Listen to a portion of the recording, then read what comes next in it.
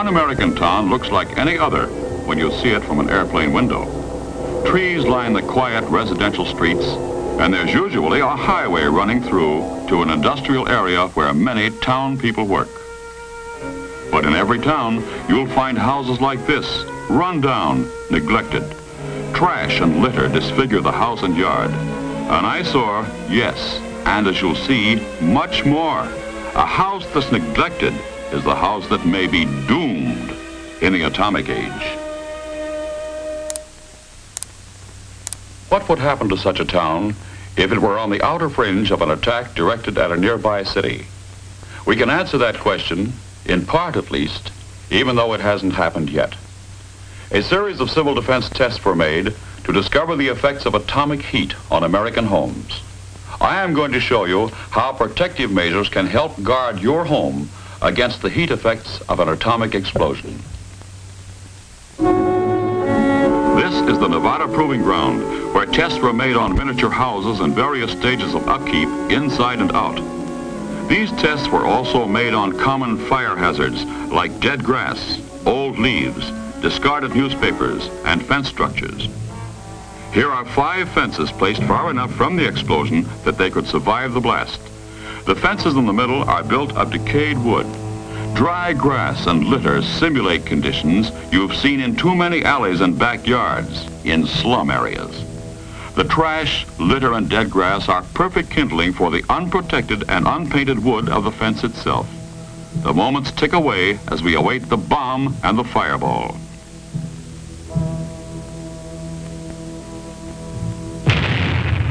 The light flash and the heat or thermal wave, then the blast wave. You'll remember the 3 middle fences are built of rotten wood, unpainted and surrounded by trash. They are immediately ignited. The 2 outer fences, without litter, are slower to ignite. Decayed, combustible wood surfaces like these fences are readily ignited by heat flash. Likewise, some types of interiors are easily ignited. This will be demonstrated in the next test.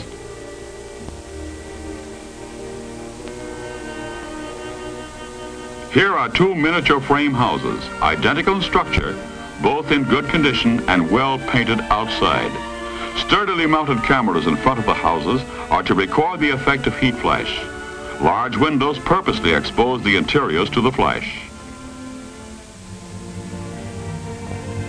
In the house on the right, all the earmarks of untidy housekeeping. Newspapers and magazines lying about, and cluttered tables. Now the house on the left, identical to the other, but spick and span. Trash has been thrown away. Tabletops are tidy. 2 homes, one a fire trap, even under ordinary conditions. The other cleaned up and fresh with better, safer housekeeping. Both ready for the test bomb. The light flash and the heat wave, then the blast tears away part of each roof. Let's see it again in stop motion. First, the light flash and the thermal or heat wave that only chars the painted outer surface of both houses.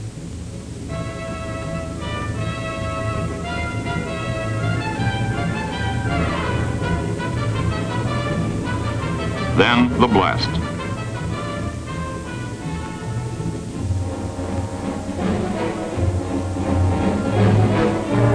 The cluttered room of the house on the right bursts into flame. In a few moments, the interior is completely ablaze. The fire that started inside spreads rapidly to the house itself, although the house on the left still shows no exterior flames. Now the house on the right burns as fiercely as if it had been deliberately fired with kindling.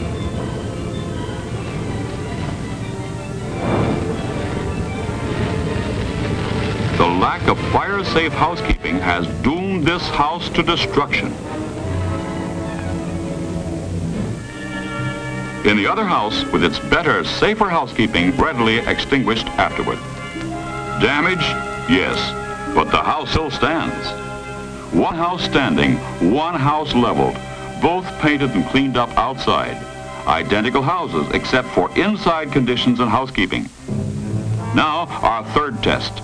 3 identical miniature frame houses, each with varying exterior conditions, all the same distance from the point of the explosion. The house on the right, an eyesore. But you've seen these same conditions in your own hometown. Old, unpainted wood, and look at the paper, leaves, and trash in the yard. In a moment, you'll see the results of atomic heat flash on this house. The house on the left, typical of many homes across the nation. Heavily weathered, dry wood in run-down condition.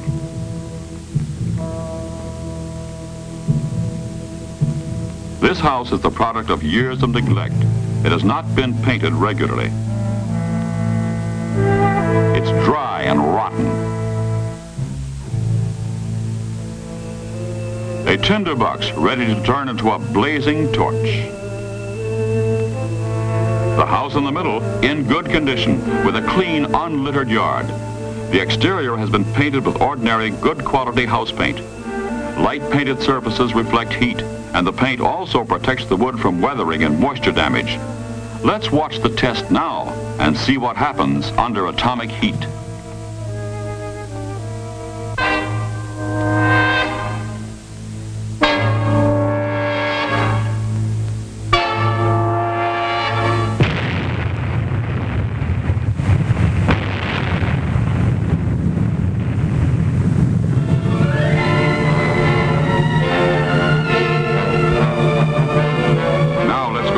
See it again in stop motion. The light flash, the heat wave, and clouds of dust.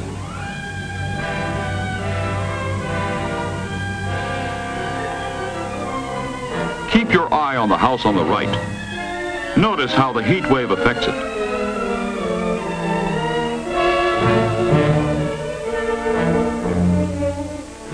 There's the fire starting in the trash surrounding the house. Now it spreads to the house itself.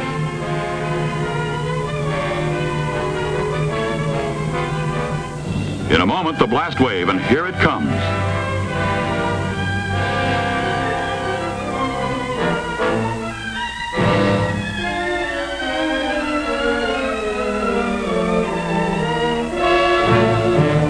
The house on the right is the first to ignite.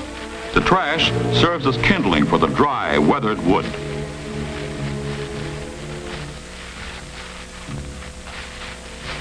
The house on the left smolders for a few moments, looks almost as if it will not burn, and then bursts into flame. The house on the right continues to burn. 2 houses are a total loss, but the well-kept and painted house in the middle still stands. Which of these is your house? This one? The house on the right, dilapidated with paper, dead grass, litter everywhere. The house on the left, unpainted, run down, neglected. Is this your house? The house in the middle, cleaned up, painted up, and fixed up, exposed to the same searing atomic heat wave, did not catch fire. Close examination revealed only a slight charring of the painted outer surface.